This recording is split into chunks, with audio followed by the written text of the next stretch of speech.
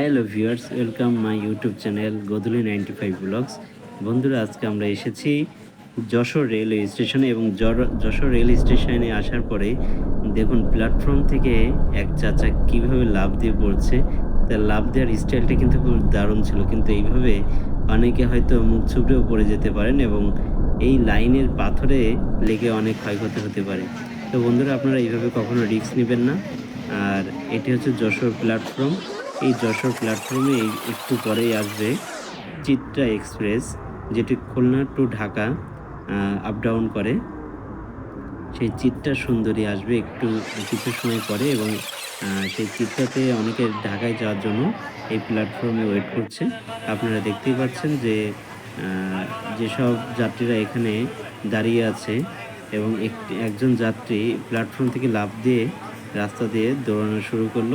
কিন্তু পিছন যে ট্রেনটি আসছে এটি যদি ভারতে হতো তাহলে খুব দুর্ঘটনা হয়ে যেত। তো এইভাবে আপনারা কখনো রিস্ক নিয়ে রাস্তা পারাপার হবেন না রেলের। আর এই যে একটু পরেই আপনারা দেখতে পাচ্ছেন যে এখনই চিত্রা সুন্দরী যশোর প্ল্যাটফর্ম ১ নম্বর প্ল্যাটফর্মে ঢুকছে। আর এখান থেকে যাত্রীরা উঠবেন এবং কিছু ছেলেরা এখানে দাঁড়িয়ে আছে। ওই লোকটি ওদেরকে সরে যেতে বলল। কারণ এই চিত্রা সুন্দরীকে দেখার জন্য সবাই হুকিঝুঁকি মারছে। কিন্তু আসলে চিত্রা সুন্দরীরে দেখার জন্য ওরকম হুমকি দেওয়ার দরকার নাই। এটা খুবই ঝুঁকিপূর্ণ একটি অবস্থা। আর আপনারা দেখতেই পাচ্ছেন এই যে চিত্রা এক্সপ্রেস, যেটি ৭63/৭64 খুলনা ঢাকা খুলনা এই রুটে চলাচল করে।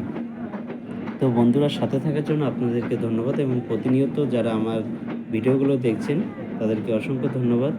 আর লাইক শেয়ার করবেন এবং হচ্ছে আমাদের পেজটিকে সাবস্ক্রাইব করে আমাদের সাথে থাকবেন।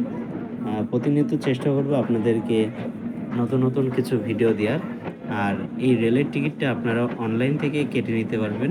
এতে করে ৳২০ বেশি খরচ হলেও আপনারা জায়গা অনুযায়ী আপনারা সিটটাকে দেখে শুনে আপনারা কেটে উঠতে পারবেন। অনেক সময় স্টেশনে এসেও টিকিট কাটতে গেলে ভালো টিকিট মানে ভালো সিটটা পাওয়া যায় না। আর এতে আছে এসি বগি, নন এসি, চেয়ার কোচ। আ এই বগিগুলো এখানে আছে। টোটাল ১০ টি কামরা নিয়ে এই চিত্রা সুন্দরী চলাফেরা করে।